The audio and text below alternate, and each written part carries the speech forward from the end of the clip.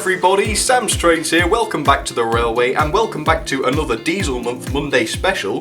Today, as you can tell by the box, we're going to be looking at this Class 66 by Lima.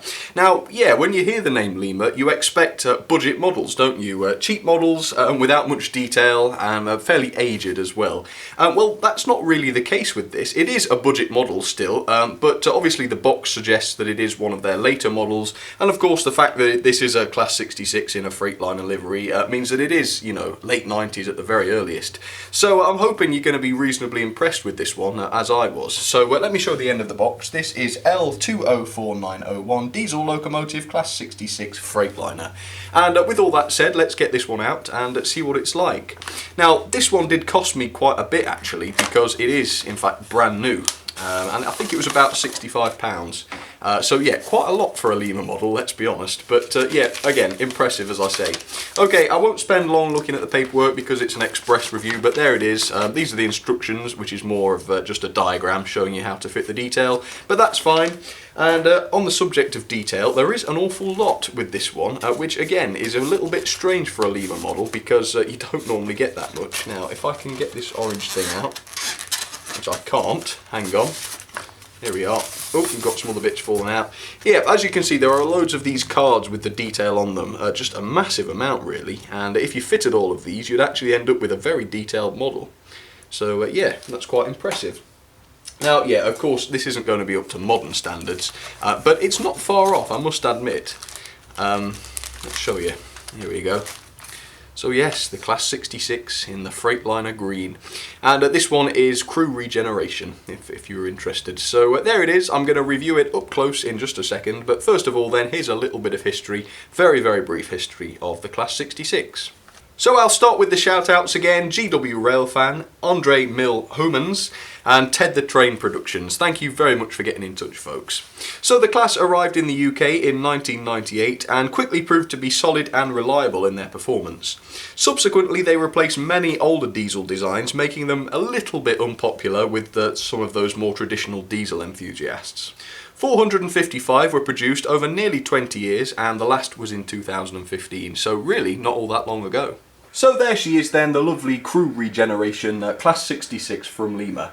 Now, as I was saying, it is quite an old model, and as such it is a little bit old-fashioned in the sense that it doesn't have any directional lighting or anything like that, and also in the sense that it's just driven by the one bogie here. But apart from that, in terms of the paintwork, the moulded detail, and also the separately fitted parts that you can fit if you want to, it does basically shape up to modern standards fairly well. So yeah, I'm just going to very quickly show you some of that stuff. So first of all, the printed detail is very impressive. As you can see, the Freightliner logo there, very nicely done. But also the running numbers and the little signs, which appear to be legible in fact, which I don't think was the case with some of the other Lima models. So that is very good. And also it's just things like the detail on the grills, look, that's been picked out in the black paint, and the handrails on the doors, which are in the white. Again, quite nice details for Lima, I would say. Quite unusual too. Inside the cabs, as you can see, there is a fair bit of detail inside there, which is nice to see, because these are particularly spacious cabs. And if I show you the end of each, well, just one of the cabs in fact, as you can see, even though the lights don't work, they are reasonably realistic, painted up there. And as you can see, you've got the Freightliner logo, as well as those high voltage warning signs on either side there, which again are very, very nicely applied, which surprised me a little bit, to be honest, because I don't think I've ever had a Lima loco with as much detail as this. Up on the top, once again, you've got a fair amount of sophisticated moulding, including this, which I assume is the exhaust, which is painted silver, and it also appears to be separately fitted, so it's not too bad there. So yeah, hopefully that is a good overview of this particular loco. Quite old-fashioned, as I say. It's got to be getting on for 20 years old, hasn't it? But it really isn't too bad at all, and I think for the price it's probably a little expensive, but certainly not a disappointing model by any means. Okay, let's get her onto the track, and let's see how she goes, shall we? Okay, so there's the 66 then down onto the track, and accompanying her is the warship here, the Class 43 I think that is, or is it the 42? Ooh, that's naughty. Not to know that. Oh well, I'm sure you guys will know. And here we have the Class 50 Rodney, which is nothing to do with Only Fools and Horses, which I'm glad to hear. Anyway, yes, unfortunately I didn't have any suitable rolling stock to go with the Freightliner Class 66, But I'm not willing to sink so low as to put passenger rolling stock onto her, you'll be glad to hear. So I've just put some sort of generic wagons on the back of her with some stones in so we can test her pulling power.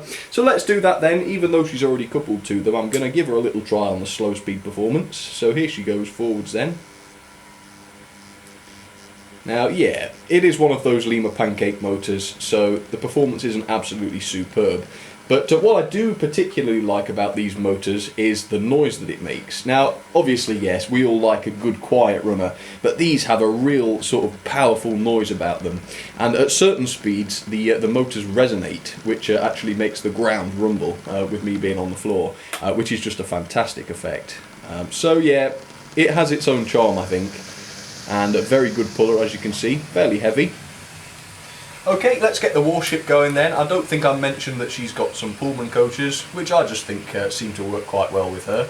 And then we've got old Rodney then, there we go, which for some reason is wheel slipping on this very little section of track. I'm wondering if I should just get the track rubber to go on there. But yeah, she's fine once she gets going. The old Class 50. Oh, this probably isn't helping, is it, this derailed wagon? Let's put that back on.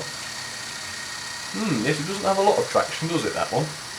Bit worrying. Oh well, enjoy the running session and see which other locos you can spot. Gosh, it does look good though, doesn't it, the 66? I'm not really much of an expert, well, not even at all an expert on Freightliner, but I assume, oh dear, has she stopped? Yeah, I think so. Give her a little hand. Oh, that's a shame, she did that a second ago, never mind. Yeah, as I was saying, so I don't know whether there is any special Freightliner rolling stock available. I would assume there is. And there's the Class 50. The traction tyres had actually come off on her, which is why she was struggling so much. But that's better now, as you can tell. In fact, she's going a little bit too quick, but not to worry. Okay, the warship I can see is just coming in. Look at that. Yeah, I always think the warship looks quite nice with passenger coaches. It's got a lot of character, hasn't it, the engine? So yeah, I always tend to do that. Apologies if it's not prototypical at all, but yeah, it's just something I like to do for some reason. I'm a bit strange like that, you know. It is nice though, isn't it? I mean, it's not as good as the mainline one. This one in particular is the Hornby Railroad one, but it's still got that character, I think, which is what you want. Here's Rodders again. Put a little spot of glue on the traction tyres just to keep them on. I know you shouldn't, but oh, I've just noticed part of her train is missing. That's very worrying. Hang on. Oops, that must have only just happened. I'll have to fix that. Be right back. There we go. I think that was the curse of the light wagon again. And there's the Class 66. Sped her up a little bit because I find that at a bit of a higher speed she's got the momentum to get up that other hill. So that's a little bit better. Right, let's see if the proof's in the pudding then, see if she can do it now she's going quicker. Is she going to do it? Yeah, at least you can basically see the limits of this one's pulling power anyway. And of course it has been fully serviced, so yeah, I think it's at its best, I would say.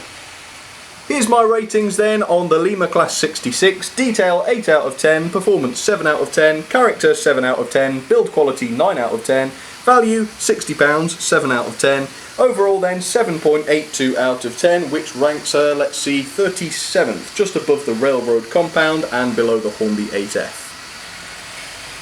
There we go, seems to be getting faster and faster as she goes actually, but that's okay. Well, hope you've enjoyed seeing her anyway. Blimey, she's going quick. Alright then folks, well that should just about do it for today. Do hope you've enjoyed seeing these of course, and I have once again as well. I'm still not tired of diesels yet, so that's a very good sign. If you did like the video, please feel free to leave it a like or even a comment, and if you'd also like to, check out the Facebook and Twitter pages, which are at facebook.com/samstrains or twitter.com/samstrains. It would be very lovely to see you over there, but for now folks, once again, thanks a lot for watching, and I will see you very soon. Cheers everybody.